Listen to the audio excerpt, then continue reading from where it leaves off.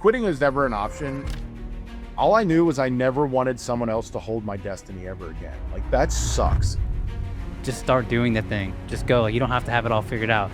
You're not going to know anything unless you just do the thing. A lot of what people want to hear about YouTube and making content and living as an influencer and all that is based around the content itself, right? That's literally 100% not the case. I've always thought about YouTube and content as a business first. Build a real business. I want to surround myself with great people. If you think Mr. Beast is doing everything on his own, you're absolutely insane. If you want to make an impact with your content, moving into the next decade, right? You've got to think authenticity. That's the only way you're going to rise above AI. It's the only way you're going to rise above all the muck, the ease of access. I personally look at greatness as being unattainable, and I'm a move the goalpost kind of guy. You could constantly raise the bar. I think it's much more becoming of us as humans to be on the path to greatness instead of trying to define it and achieve it. And making changes every day in your life to get better, that for me is the path to greatness. All right. Welcome back to the show, everyone. I'm super stoked for today's episode. We've got an awesome guest. He used to play in the NFL. He is crushing it on YouTube and social platforms, and he's also an insane craftsman. And I'm super grateful that he decided to say yes to the show and come on. And we got John Malecki, man. Welcome to the show. Appreciate it, Justin. Sorry your compadre couldn't be here today. Got a little personal thing going on, but I'm excited to meet yourself and you guys, chat a little bit, bring some value, and get after it. Let's do it, man. Yeah, he's building his company, so he's just doing a lot of everything right now. So, but it's okay. We'll still have an awesome time without him. And next time we'll bring you back on. He'll be here. I'll make sure of that. So, yeah, I definitely want to dive into your story, man, because you have a unique story. You got a unique background. You're doing a bunch of cool stuff now. Can you just tell us a little bit about maybe your upbringing and how you got to the league, and then we can go from there? So I'm born and raised in Pittsburgh. If you're familiar with Pittsburgh at all, it's a fairly blue collar city, or was back in the day. I'm kind of in a renaissance now. With that, my dad worked construction. My mom was a hairstylist. She owned a hair salon. My dad eventually became a custodian. In that, football is huge around here. We've got our Steelers and, Pitt locally. And I was always super motivated to play sports. I love sports. I was decent at them as a kid and stuff. And football was my love, was my girl. And at a young age, it kind of caught on for me. So that was my dream as a kid, was to play in the NFL. And it's like every waking moment of my life was dedicated to it as a young kid. Stayed out of trouble. I just like worked my butt off and did everything I could to get there. I am a bigger guy, but for that world, I'm quite small, So I was super fortunate to get a scholarship to go to the University of Pittsburgh coming out of high school. I went down there. I lettered for 4 years, was a captain. I was a co-starter for my sophomore year and started my senior year at right guard. I played defense my first year. It was a wild journey there. I was an undrafted free agent into the NFL. From that, bounced around from 5 teams, 13 cuts over almost 4 seasons. And then I had to get out there into the real world and figure this shit out on my own. So that's my 1 minute shtick. Oh, let's go back to saying, okay, 13 cuts, man. That's crazy. Like, what was that? I'm sure that wasn't a fun experience. Like, can you tell us a little bit more what that was like? Yeah, it was terrible. I mean, you're young, you're naive, you're inexperienced, and you're coming from a place, and this is what I like to frame it is like in high school, you're the man. You're probably the best player on your team at that level, right? And then you go to college and you become a peon again, right? And you're a freshman, you got to like earn your way up. It's not like today's day and age where they're paying you millions of dollars to come to their college. Like this was back when football was real still. You get there, you got to earn your way up for the most part. And eventually like you could become the man again. Like you can become really good. So like I had this like, convoluted reality in my head that I could work my ass off and become really good at whatever I was doing. And that at some point it would pay off, and get to the NFL and you're undrafted free agent, I'm understanding that it's going to be a journey, it's going to be a struggle. And then the cuts start happening and it's just a numbers game. It has nothing to do with you as a person, your commitment, your work ethic, none of the things that matter or are told to you that matter at a young age, which sucks. It's more or less a numbers game. I got cut so many times just because I was last guy on the offensive line depth chart because I was new or whatever. And then they needed a D line or someone got hurt or whatever it was. They needed a tackle and I played guard. And you just learn to essentially become completely numb to kind of those expectations. And it's very lonely. So like my first year and a half in the NFL, like I lived in hotel rooms and extended stays.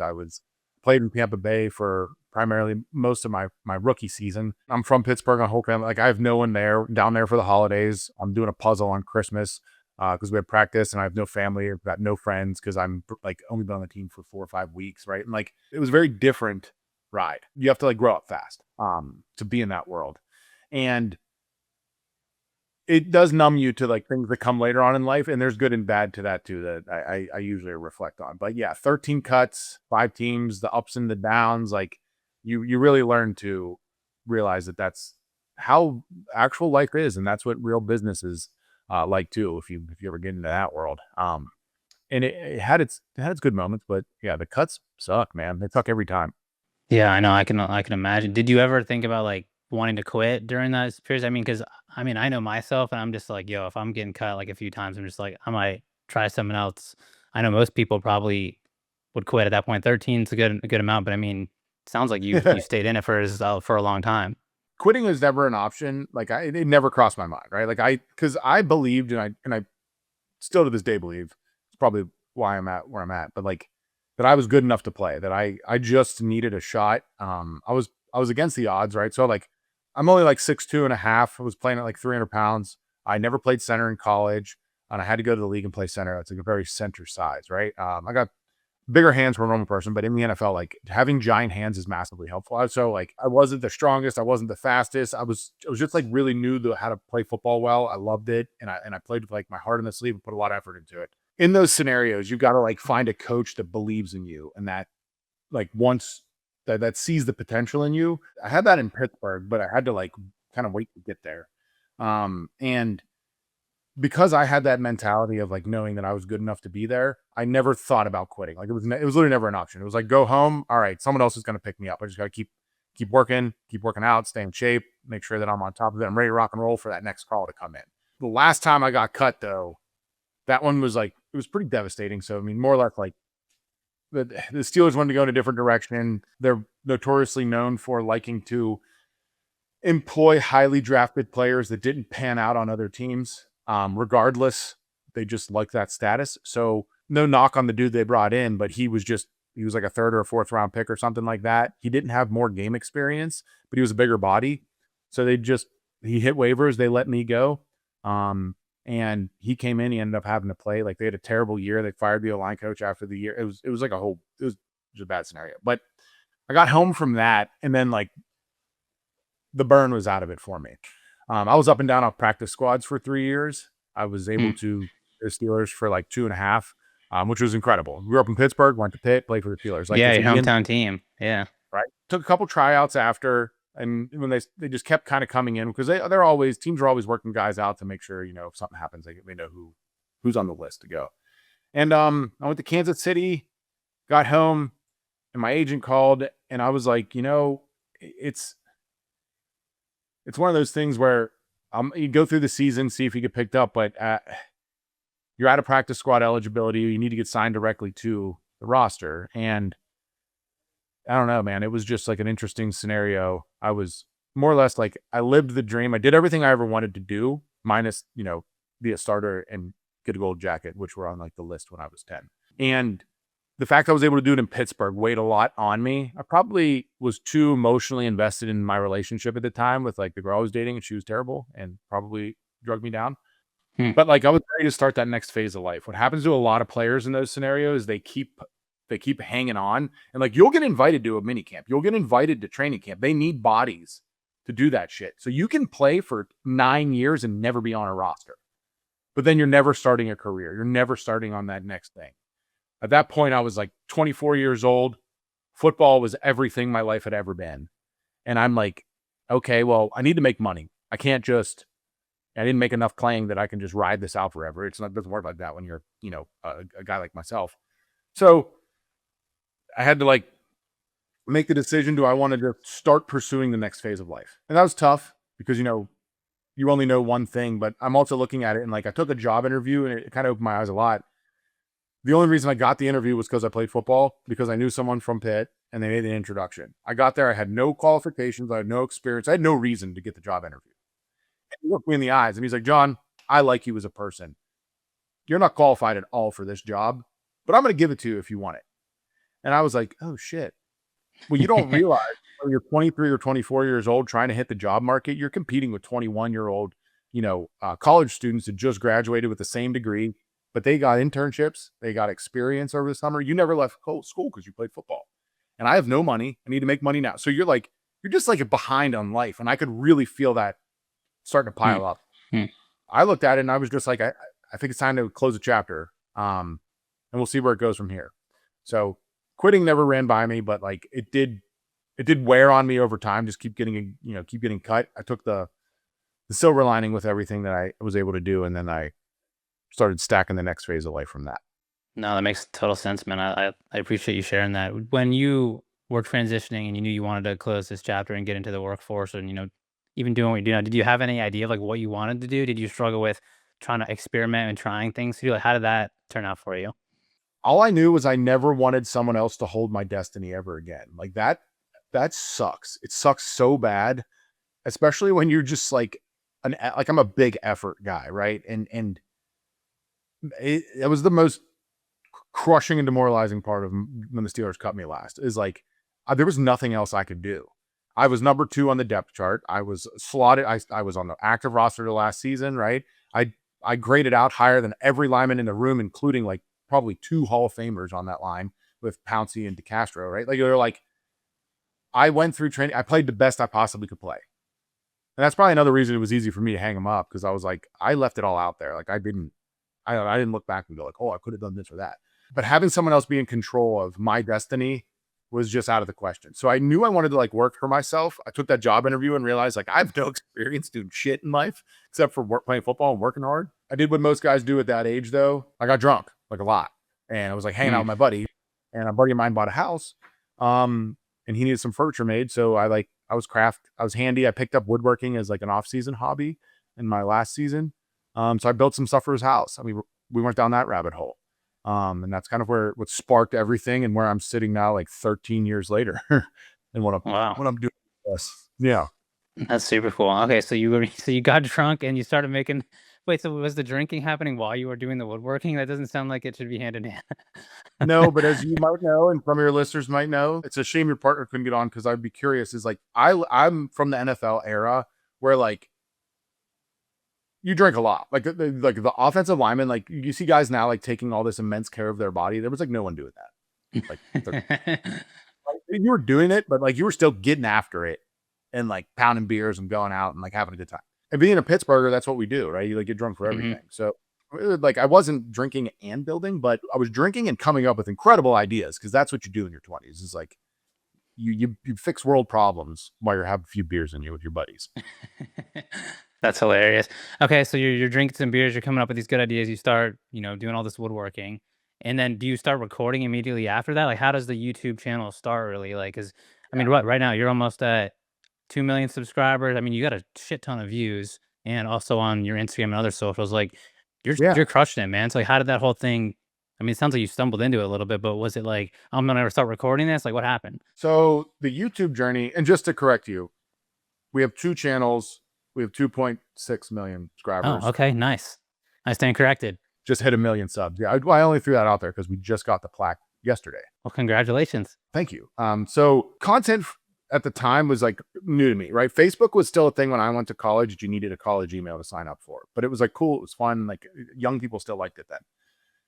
Instagram was on the rise. And so when I decided to go into business for myself and start figuring that shit out, Instagram was an opportunity for me to just pretty much put out what I was doing, and try and get some clients and customers, trying to get some attention. So I was posting on Instagram and Facebook a lot with literally whatever I was building just to get attention from people locally. So they saw like, that's what I'm doing now. I had a little bit of an audience on Facebook and Twitter because of football. And then I was able to kind of carry over and find out, with Instagram being photo first at the time, start to build some notoriety there and then try and use it to build the business. Turning on the video camera didn't happen for like a couple more years because I was learning everything on YouTube at the time. So this was, 2014, 15. Like I was never trained as a woodworker or to build anything. I just grew up in like a blue collar family, as I mentioned, and I was free help because of large. So I was like familiar with tools and I was confident enough to use them to make things. And I was learning a lot online. I saw the opportunities from YouTube, and I also saw that brands were giving people free stuff. And I was like, I really love free stuff. I want some free stuff. I basically started a YouTube channel because I felt inclined to get free stuff. And then I was also having success on Instagram. Um, and just I think my mom bought me a Canon T3i for my birthday or Christmas or something. And I just turned that sucker on. That was the start of it. I had no idea what I was doing, but I just did it. I love it, man. Just so I was talking with a buddy yesterday, and we were just talking about like he was like overthinking about something. I was like, dude, just start doing the thing. Just go. Like, you don't have to have it all figured out. Obviously, you can have your end goal in mind and your like ideal outcome you like to have, but you're not gonna know anything unless you just do the thing. And it finally, he was like, "You're right. I'm just gonna do it." And he texted me this morning. So I love hearing this kind of stuff because so many people, I think nowadays, especially even just like my age younger, they're stuck in the freaking head, man. They're just trying to get all the answers and do all this stuff, but like they won't do the thing. They just won't do the thing. They're scared to get started. They're scared to look a little cringe or whatever if they want to post content. It's just like start. Like Nick and I had no idea.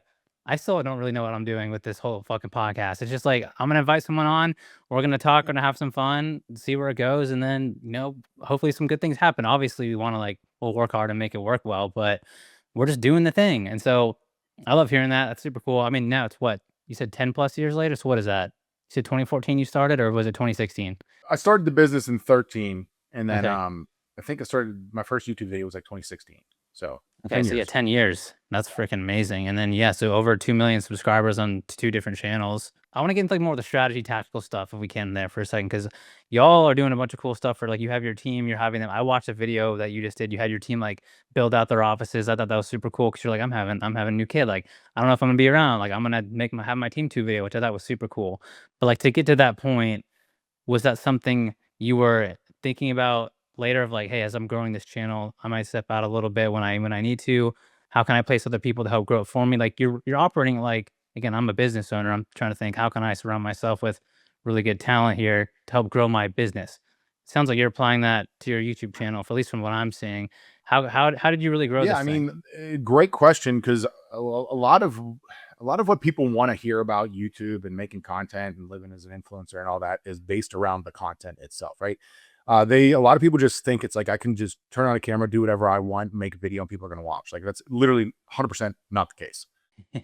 I have a mentorship program. Like I coach and mentor other creators who are looking to grow businesses because I've always thought about YouTube and content as a business first. Like I told you, like I got started so I could get clients, right? And I've just always thought about it as like an arm or a mechanism for making money.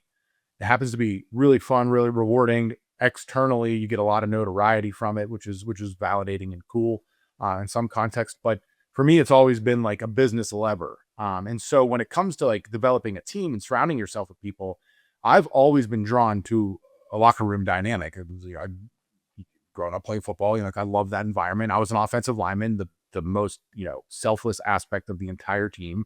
I'm just conditioned to be like that. And I've always wanted to be around other people as I'm trying to find success and find wins in my life. Like I gravitate, my wife and I, we entertain probably way more than we should. We have 4 children. One of them's like 2 months old, right? We're inviting people over all the time because we just like to be around people. And so building my business, I knew that was going to be an aspect or a dynamic. I was like, I want to build a team. A lot of people want to do this alone. They want to be like, I want to be the creator. I'm going to own everything. I'm going to keep all the money. I want to do the edits. I'm going to do the thumbnails. I was always like, nope.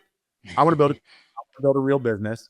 I want to surround myself with great people. I want to help groom. Now that I'm older, I'm like, I want to help groom younger people to see the successes that I have in my life, right? And to learn how to, do a lot of the things that have given me value and great rewards in my life.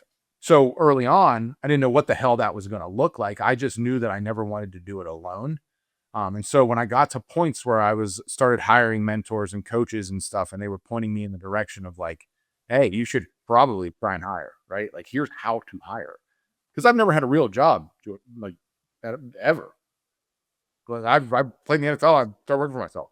Like, that's not real. I don't have real experience, True. Uh, so like, I don't know how real companies function from the inside. Like I've had to learn it. I've had to pay for the instruction and read books and seminars and coaching and all that stuff. So once I figured out that like I could hire people to help and take things off my plate and grow, then we really started to see the ability of like the impact we could make because we could do it with more leverage and more volume. And that's where a lot of creators don't understand how to like why a team can be valuable to you.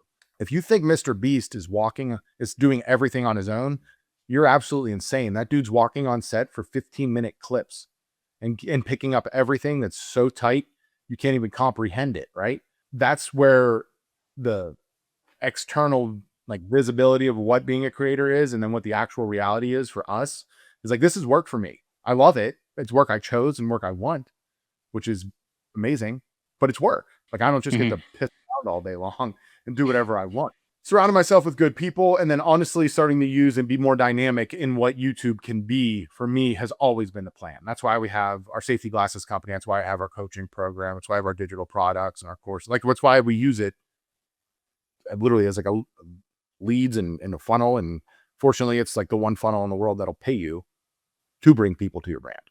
Yeah, no, for sure. So I'm just curious too, like say you were looking to start out and you want to create a product that you want to sell, and content's probably going to get me there faster than me just not making content.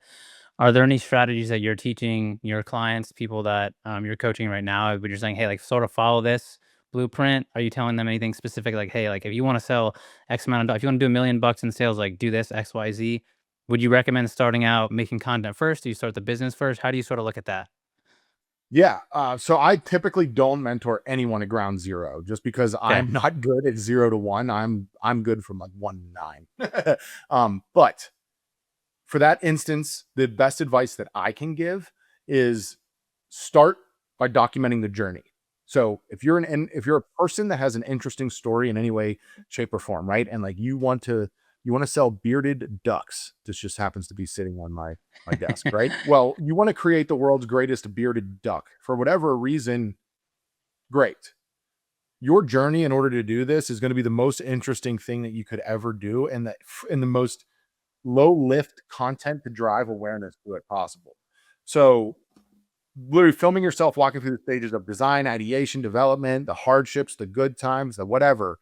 Get that out there on the internet. It could be on YouTube, it could be on Instagram, Facebook, TikTok, whatever. Going through that while launching a product is essentially what founders are trying to do now, reverse engineering the story. So you look at any big case study now in the world, and you got, I got an amazing one you're probably aware of from your food and beverage is Poppy, right? Hmm. And Yep. so Poppy did one of the most phenomenal jobs you've ever seen in the history of humanity in documenting the journey of a product from inception to $2 billion exit, and if you think about it now, that's what all brands are trying to do. They're trying to reverse engineer that and then publish after the product's launched. If you're trying to launch a product from scratch, that's where you want to start. So just lay it all out there. You'll get more strategic as you get reps because you're going to see what resonates better. Is it storytelling? Is it product focus? Is it design? But if you start researching the market in literally any context, you'll see so many brands that are doing this. And then what they're doing is they're crowdfunding the launch of their product by drop with attention, not with money. So that's exactly what I did in my safety glasses, right? So I documented the journey. We launched our safety glasses line in 2023, right? And I documented a little bit of it, not good enough. But what I did was I started putting it in my content and started teasing it and started creating recognition and awareness of it. So whatever. So the day we launched was Black Friday. I had one pair. They're up in my case. I had one pair in the world existed, right? And I was able to on a live stream sell 1,000 pairs of these glasses, right? Wow. On and have the crowd pay for the first PO.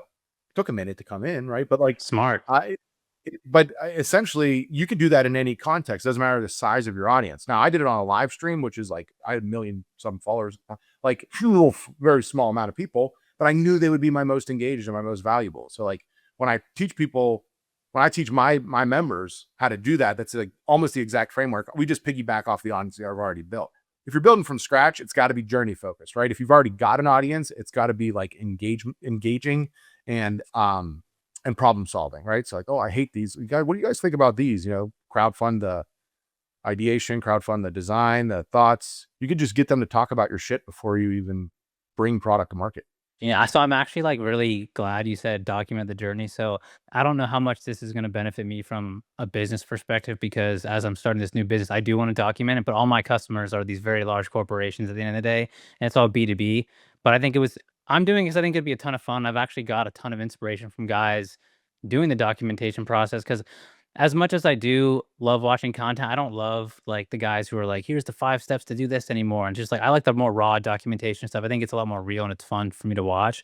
And I think Greg Levecchia does a good job of that now with Bloom, even though they are a lot more established. I He's doing like great. Dom Icavone with Raw. There's a few other guys, George Heaton with his Represent brand. Like there's a few guys out there on the CPG side of things. Where I'm like, this is like super cool. Cause it'd be amazing if dude, like I could get Elon Musk or Jeff Bezos, like, see their journey. That would've been the coolest fucking thing ever, right? And I'm just like, Totally. I'm just little old me, but how can I maybe help someone in the process? And I literally have this camera sitting right here, and I'm gonna start documenting my stuff and putting it up on YouTube. Selfishly, I'm glad you said that. But maybe there is a brand I could spin out one day because I do love brands and stuff like that. I've just never really done it, but um, that is cool to hear. But I do think it is smart though, like what you just said about like I just went on my live stream and I had my customers pay for the order before I even had to put any money behind it. Like that to me is a great business move. Why would I have to front the cash when y'all can just do it for me and pay for it yourself? And then, like it's just, and then it starts right there. So then your cash flow positive from day one. Exactly. And that's the hardest part for like so being a creator, what a lot of people don't realize about a creator first business is like if we remove that aspect of the business model, you are riding a wave 100% of the time. Like you can't avoid it because you're banking on AdSense, you're banking on attention, right? And so you get algorithmic shifts and changes. Things can affect you dramatically that you don't see coming, right? And you could beat it with volume, you could beat it with being actually good at it, but for most people that stuff is it's like not possible. And so you're terrified that next month isn't going to look like last month. And until you systematize how you create your content and you actually understand the rigid business structure of it, it doesn't function as a business. It functions just as a byproduct of whatever effort you put in. And Hmm. that's why creators are like, we can't launch products because I gotta cut a check for 50 G's to get this PO in, right? Like, how am I ever going to do that? And they're like, well, I don't want to take a loan. I bootstrap everything else. You know what I mean? And you get all it's just very non-traditional. So to hear that from you is validating. It's like, yeah, that's why I teach it is like, can you crowdsource without going to a public forum like Kickstarter to get them to pay? It was like, yeah, that could be probably the best way that we can do it. And we'll launch and then we'll do a pre-launch and then we'll deliver a couple months from the line. And they trust me and they love me already. So they're not gonna like want to kill me. Now a lot of businesses do this. They don't do this with audience and attention, right? So Hmm. like bought I bought a rolling bag from a company. I just thought it was cool, right? And they were 6 months for delivery, and I didn't care. It was on Kickstarter. We got to like month 7 or 8. I'm like, damn, dude, I had like 3 trips I missed because of this bag, wasn't it? I like looked and I was like, they're not doing any updates in their content. They're not doing anything. So that's the benefit of building the audience and the journey is like if you're having hiccups, your audience is going to be way more sympathetic to delays because you're going to be explaining any content right? If Hmm. there's something wrong, you can address it way before and you can do it in an organic way that feels authentic if they're watching you. So that's another benefit to like launching a product as a creator or with, like your journey being documented. Now, my question for you, Justin, is why don't you think it would be super cool to peel back the layers on the business that you're moving into with this new venture and kind of showing people like myself who are business curious, right? What it looks like on that scale. Like, I think it's interesting. You don't think that that's rad. You got to kind of get out of your own way there, dudes. Well, I do think it's cool, but like I mean, this is just the way I see it. So like if I'm documenting my journey, right? Like people are following along, but I can't buy anything from you. I mean, sure you could probably go buy my end product from another customer, right? But when I'm looking at these guys who are doing branded stuff, it's like it makes sense for their business because they're promoting their stuff as they're making the content. They're already just doing the stuff. It's just there. For me, it's like if you want to go visit a manufacturing plant, I mean, I think it would be cool because I like it, but I just don't know how much business it would directly get from me unless maybe my customers were somehow watching, which I don't know if they would be. Now, you'd be so surprised at how many customers are watching. You got to, I mean, like, this as well as like, you could be a CEO or you could be mopping the floors. You're a human being. Like, they're also on Instagram, they're on TikTok, they're on LinkedIn, right? So, like, it's very interesting when you're negating that human element from like Mhm. what attention you could draw because you could be some young dude that has, you know, some great story that's trying to do something that doesn't necessarily have a product for the public market if you are B2B, but then like you said you're in you've been in a family business, you're fourth or fifth generation, right? Yeah, fifth gen. You're probably considerably more online than your dad and your grandfather. Yeah. So if you saw a company like myself documenting my journey and I'm trying to launch a hot sauce and get in a Walmart or get in a fucking Home Depot or some shit, right? And you're like, dude, this kid crushes. His content's incredible. You took it to your dad and you were like, hey, we should see if we could work something out with this. Like that's how it goes, right? You'd be very easy for you Yeah, to no, you're right. I actually do think it would be like now that you're challenging you me see a my little bit point? on So, like, this. never negate the fact that human beings are all watching content. My parents are like boomer city, right? They're on TikTok and Instagram. My dad's like, the Google had a story on you the other day. I'm like, that's not take that positive block there and start building from it, Justin. Because I almost guarantee you'll get business deals from documenting your journey just based on the fact that people are going to be working in these businesses or maybe their family or someone they know that they'll be like, dude, there's this like cool ass dude that's like building this thing that I think will be rad. And if their products align with us, like we should get a meeting. No, I appreciate you challenging me on that. I do think now that you say it, there aren't a lot of, I don't even know if there are any maybe people in the B2B space who are like doing some sort of documentation. Maybe at least that I'm not aware of right now. But I'm sure there probably are, but maybe that could be my advantage where it's like it's more branded people. I'm coming in on different side of things, showing people a little bit of more of Yeah. like the boring stuff, but it's still real shit. Like we've already done it before. We sold the business last year. This is sort of like, the new spin. Cause I actually wish I documented prior. It's just I didn't, so now it's just how can I take that and do it with this new venture we're doing, and, we already know the playbook, so you can never guarantee anything, but I know it's gonna work, like, I know we're gonna be successful, so I'm Yeah. excited there, and then showing more of that and also showing the other stuff that I'm interested in, and it brings a lot more creativity out of me, which is cool. Like, I can tell you're a super creative dude, and I think the content obviously is just a vehicle for you to do that.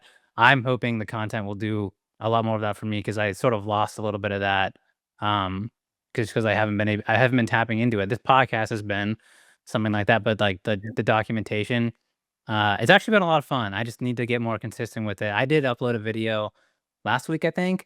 Um, Yeah. Entrepreneurship can be lonely, dude. Like yeah, for sure. And so like even if you're just connecting with other people who do B2B work, just and you build a network, like if you take the monetary aspect out of it, right? We're in a founders group together. That's how we met, right? You could have yep, something similar just spring up on the back of your audience based around the fact that like you're putting this stuff out there and other people feel like they're on an island and they might be 5 steps behind you. And they might just call you to want to hang out, be your friend. You know? this is Or you're true. gonna get This is true. or you're gonna get a deal that comes up that you never saw coming just because you're putting yourself out there more. You see it happen all the time, right? I'll last thing I'll say on that is like you were talking about Bloom and their journey, right? Yeah, They were documenting along the way, but they weren't documenting like as much as Greg is now. How cool would that have been? Like this dude's yeah. talking about doing like insane shit to get their stuff out there. I would have loved that dude to be on live, right? While he's talking about doing some like 5-day bender, getting some freaking product across the country and no one would deliver it, or one of the nuts ass stories he's been telling. You know what I'm saying? So like there's legs there. Alright, we're doing it. I'm committed. You convinced me. Okay, so on that note, though, like, content today is very different than it was probably last year, 2 years ago. How do you see it moving forward? Because I think I was talking to a buddy of mine who's pretty popping online, and he was telling me, you mentioned live streaming. He's like, live streaming is going to be definitely more of a thing in the future because people are spending more time with you. It's not as, cut up or curated.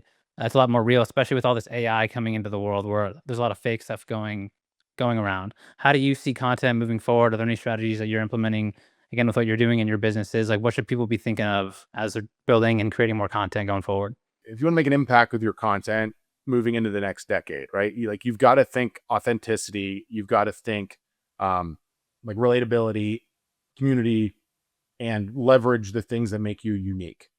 That's the only way you're going to rise above AI. It's the only way you're going to rise above all the muck, the ease of access. Like live streaming for me, I don't consume any live streaming. I consume live sports, but I do not care to sit on a live with a creator and watch them eat, popcorn. Like it's not for Yeah, same. there's no, that's for right. And I got a bunch of young employees, and like we stream live, and it's for me to make connection with my audience because they're awesome, and I want to hang out with them. But we're not doing it and they're not just like watching me do shit, which is a lot of live streaming. They're not watching me play a video game. Like, but I get that that is a way people connect nowadays. So depending on what vertical you're in, you have to pay attention to like where the most authentic style of content can live, and then just be yourself in doing that. One of the things that sets me apart in my like the maker space and the tool space and stuff, and a lot of people tell me is they're like, you're yourself. I've never been like someone to hide mistakes, or I've never been someone to not have a good time, never been someone to crack jokes. And that's what other people like about me. When I meet them in person, they're always like, you're the same guy you are on camera. I was like, yeah, because I made the decision to be me on camera. Because you're either going to be yourself or you're going to be a character. That's the only two options you have as a creator. Mhm. So that's what's going to rise above. AI is never going to replace our taste. It's never going to replace our authenticity. It's never going to replace the human aspect of things. So if you take that in mind with your content strategy, it's what's always worked. I guarantee you, if I asked you, like, who's your favorite athlete, right? I mean, I got a bunch. I would say right now, at least in the NFL, I mean, I'm a Jags guy. I really like Trevor Lawrence. Why? Obviously, him being my quarterback. I just think he's just a real dude. Like, Yeah. he's just a real ass dude. I mean, he's chill. I think he embodies the city well. Like, he does a lot of stuff in the community. He's just does things the right way. Yeah. Nothing to do with football, right? You don't give Yeah. a shit about his 40 time. You don't care about his completion percentage. You don't care, right? Like those aren't this. If you look at content like that, people don't actually care about the content. They might be interested in it. Like I love football. I know Trevor Lawrence, right? But I'm not that into him. And it's not because I'm not a fan of football. It's because I'm just not that into Trevor Lawrence. So if you look at it and reverse engineer it, well, what makes Trevor Lawrence unique? You're like, oh, you got his hair, and then you got all the stuff he does in the community, and like for the reasons you do like it, okay, those are the things you pile on more of, Hmm. and that's what we can use to our advantage as we create content. So like, I don't take myself too serious. That's in my content, right? I jag around with my team. That's in my content, right? I'm, I have unique perspectives on things that goes in my content. I'm opinionated that goes in. So like, that's what we need to do as humans. That's the thing AI will never replicate. AI will never replicate who Trevor Lawrence actually is, regardless of how good it gets. It can't. It Mhm. never can. So that's how you rise above. And I think that it's super important for anyone that's like afraid to get online and they think they're not cool or interesting is like, just ask your closest friend or your mom. They'll give you 1,000 different things about you that they love, and you're just too ignorant to acknowledge them. And then all of a sudden you'll realize like, oh, those are true. That's a lot of that's true. Yeah. That was gonna be my next question for you. Like, do you think people should be putting themselves out there more online as time goes on as we're going forward? Just because one, it could be another moat for yourself, for your business, another advantage versus the people who aren't. Because I mean, we're just talking about opportunities coming your way. Meeting cool people, doing stuff like this because you put yourself online. Do you think people are gonna be sort of left in the dust if they aren't doing that in the next year or two because of all of this AI stuff coming out? Like if you're not creating content right now, like do you think you're making a mistake? I mean, from a business standpoint, 1,000%. Like, there's no reason your business should be front and center on social doing something.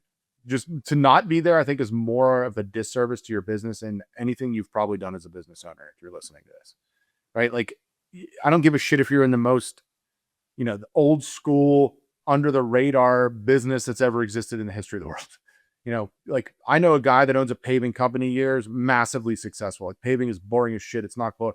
Dude cranks out content and it drives a massive amount of his business, not only from the customers, but then he launched a service side. He now facilitates business growth and development for other pavement company, like huge opportunities for him because he decided to be the guy paving that put out content.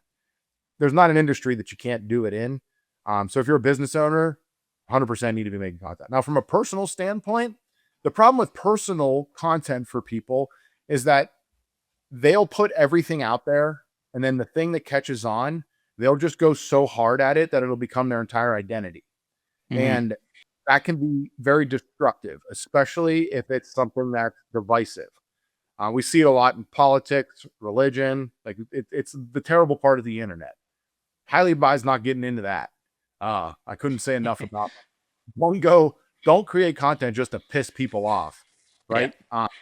Because I don't think that does any good in the world. But like, if you have constructive opinions that give the ability to help elevate and improve the lives of others, like all day long, right?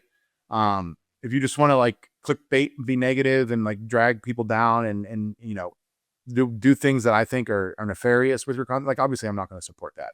I don't think every person in the world needs to be online and present, right? Because there's like a time and a place. But if you feel like you're missing community in your life, like if you feel like your life has a gap in it, I feel like there is a lot of good to be done being online. Like if you feel alone in a quadrant or part of your life, there's people doing it online that you can find and cultivate with. That's what woodworking was for me when I was working in a basement by myself in the hood in Homestead, for 12, 14 hours a day. The online community was where I found, some resonance and some camaraderie. That was a big part of why I stuck around doing it for so long, where it sucked and I wasn't making money and it wasn't great. Hmm. No, I love that part of the answer because I think community is a big piece moving forward, especially when like we just talked about AI and there's a lot more content being pushed. I think people want to feel like they're part of something bigger than themselves, and whether it's your community in woodworking or someone else's, community with mine potentially with food and beverage or whatever it is. Yeah. I think that's like sort of the way of the future. And like obviously you're already doing it. That's like what me and Nick envision here is, people who are entrepreneurs, who are investors, who are into personal development, business owners who want to be better in life. Like we want to attract those kind of people. Um, but I think the community, the whole piece there is like, that's how I found a lot of the stuff too that I like. It's just it's what you just said. It's just going online and posting some stuff, and then you sort of like your vibe attracts your tribe kind of thing. It just happens to be through the Yeah. internet.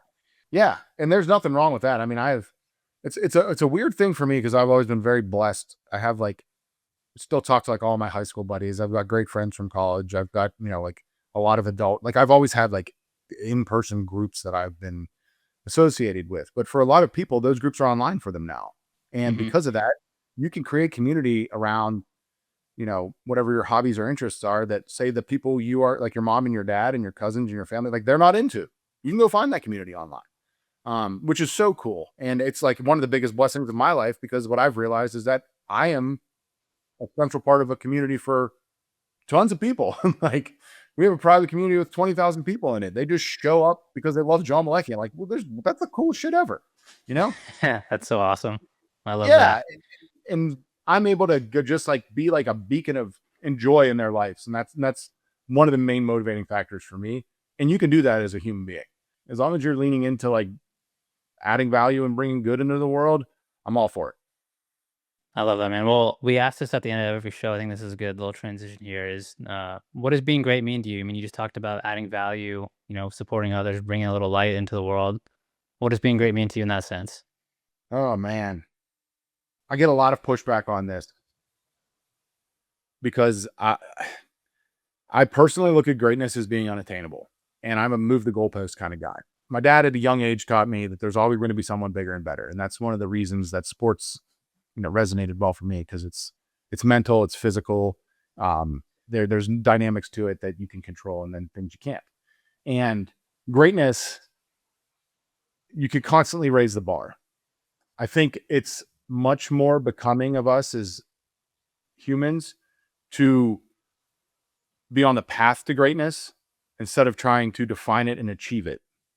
Mm, And making changes every day in your life to get better, that for me is the path to greatness. Looking in the mirror and not going backwards, right? Setting goals and achieving them, saying things and putting them into the world and then doing them, and holding good morals, being a representative of the things that you believe in your personal and your whatever external life.